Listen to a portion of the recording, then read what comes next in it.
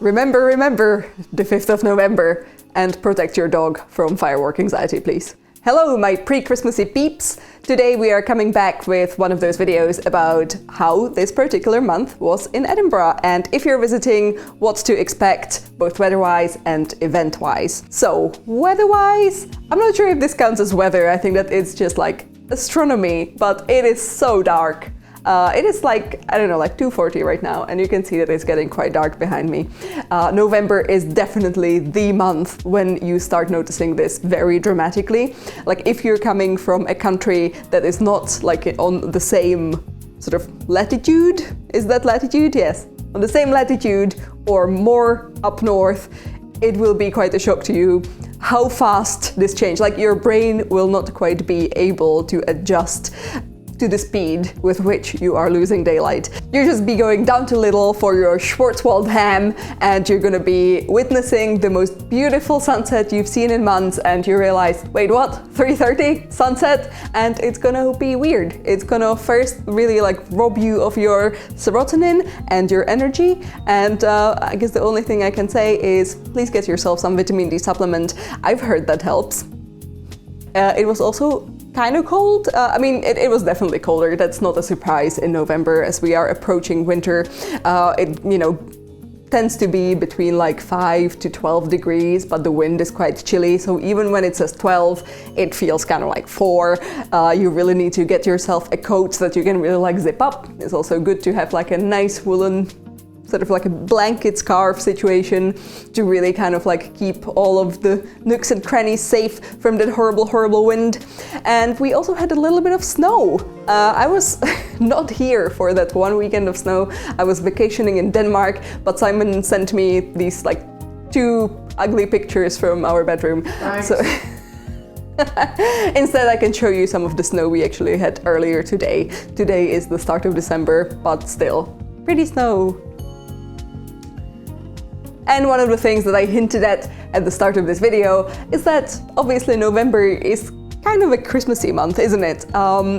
In the past, traditionally, I would say November is a great month to like really get in all of the Christmassiness before it gets overly popular and really busy. But let me tell you, this year, like you can tell how Edinburghers are thirsty for Christmas. Like people, like there's so many people, and you can see how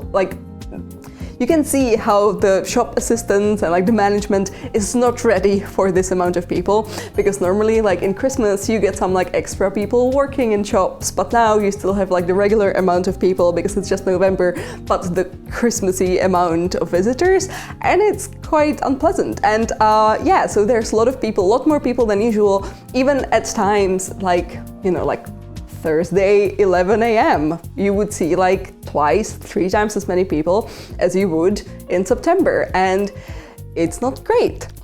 Also, the Christmas markets went up, and I'm starting to sound like a real Debbie Downer here, but like the people of Edinburgh in general don't seem to be super stoked about the Christmas markets. I think that there is a general kind of vibe of, you know, let's try and push this in a different direction. You know, like there's a lot of smaller cities in Britain that have a much more traditional approach to Christmas markets. Ours is a lot more kind of almost like a theme park. It's very overpriced. You don't really see much Scottish stuff. I mean, admittedly, they call them German Christmas markets, so, you know, I guess they're off the hook for that. But yeah, it could be better, like considering how pretty, how amazing and traditional Scotland is. I think that we deserve better than what we have. Yes, so that opened on the 20th. We do have the big Ferris wheel. We do have a bunch of kind of like more thrilling rides, which again, like it's not like super sort of cozy and Christmassy. It's just kind of insane. And yeah, you can also get your mulled wine and all of that. I'm gonna tell you more about how the Christmas markets are this year in one of the following videos, because I will go and explore a bit more. Sure. And yes, so that's still on my schedule. I'm not gonna talk too much about it in this video anymore, but stay tuned if you're interested in the Christmas markets, because maybe if I try really hard, I will make it fun. but I will not make it cheap, that's for sure.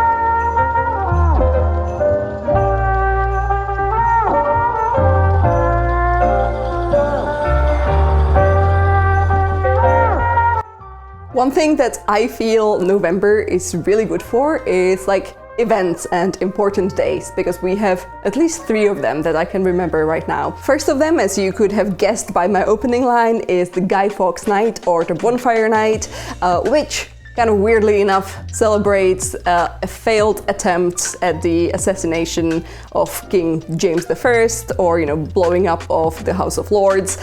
It was always a bit kind of counterintuitive to me that you would celebrate something like that by making fireworks go off. It's fun to look at, but probably not super fun for all the local wildlife and dogs. So Edinburgh does a lot of fireworks, as you probably know. We do have the fireworks at the end of Fringe Festival, Edinburgh Fringe, Festival Fringe. Someone in the comment section will come up again and tell me that it's not the Fringe or Fringe Festival, it's something else, and I will forever mess it up. So just get used to it. It's fine. Like, people just say Fringe, right? People just say Fringe here. Yes, so there's fireworks during the Fringe.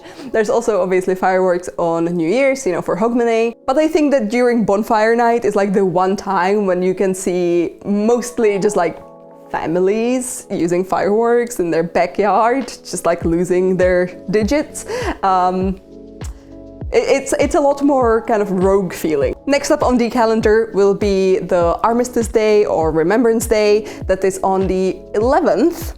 And then kind of following that, usually you have the Remembrance Sunday. So that will be the Sunday following the Remembrance Day, which is on the 11th, as I just said. And that is the day when the First World War ended.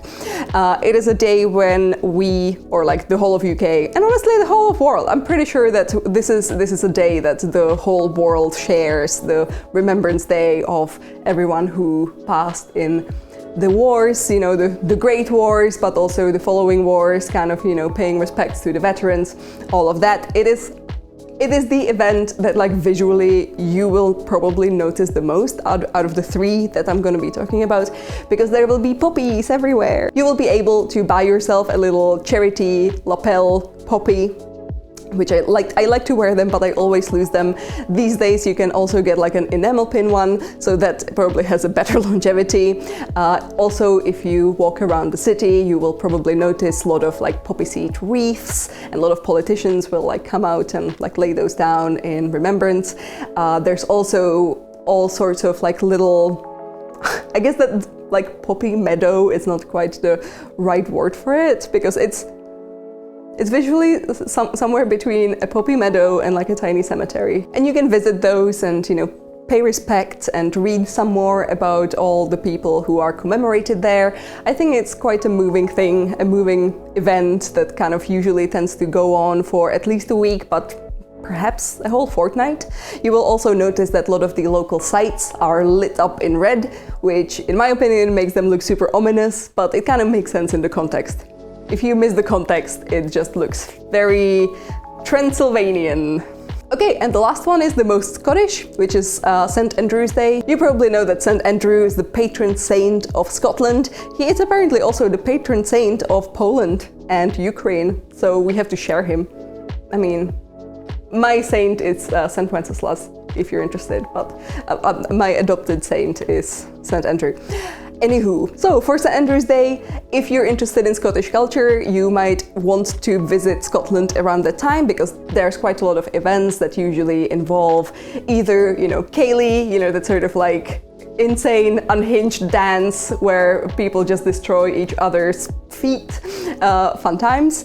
Or you can also visit like concerts of traditional music, some like storytellings and like readings, things like that. Honestly, all of it is very Scotland themed. So if you're coming Scotland and you have like a deeper need of understanding Scotland, it's a good time to look into what's going on. From what I have observed, I think that for a regular person, St. Andrew's Day is mostly a bank holiday. So, for a lot of people, it is a day of work and I believe a day of school as well.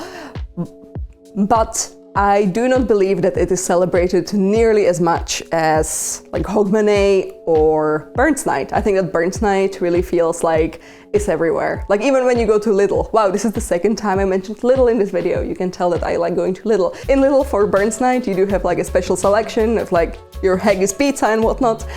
For St. Andrew's Day, there wasn't really much going on. I think that unfortunately St. Andrew's Day falls on November 30th. I think that this year it was technically Advent already, so I can't be mad at people for, focusing on other things.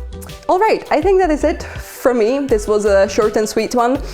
Again, a lot of the stuff that was happening this month was kind of in the run-up to Christmas, and I am gonna be hitting you with more Christmassy videos later this month. I do have quite a lot of them planned out, so I hope that's gonna work out and I'm not gonna end up with some sort of massive pre-Christmas burnout. Yeah, fingers crossed that's not gonna happen.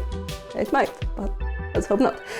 Yeah, and in those videos I'm gonna tell you more about what's going on around here for Christmas and how we are enjoying it and such. Okay, thank you for watching this November video. I would love to hear if you've ever been in Edinburgh in November and how you liked it. Were you super depressed by the lack of daylight or by the super cold wind? Did you ever visit the Christmas markets in November? And would you agree that it's the best way of enjoying Edinburgh's Christmas without getting trampled? I would love to hear all of that in the comment section. As always, you can visit me on Instagram on KakiBot and KakiBlog for my kind of regular life and my designy endeavors and like merch illustrations. And also, this is one of the last moments where you can order something from my Etsy store if you have a friend that loves Scotland, or if you just want to get a present for yourself. That's fine, treat yourself.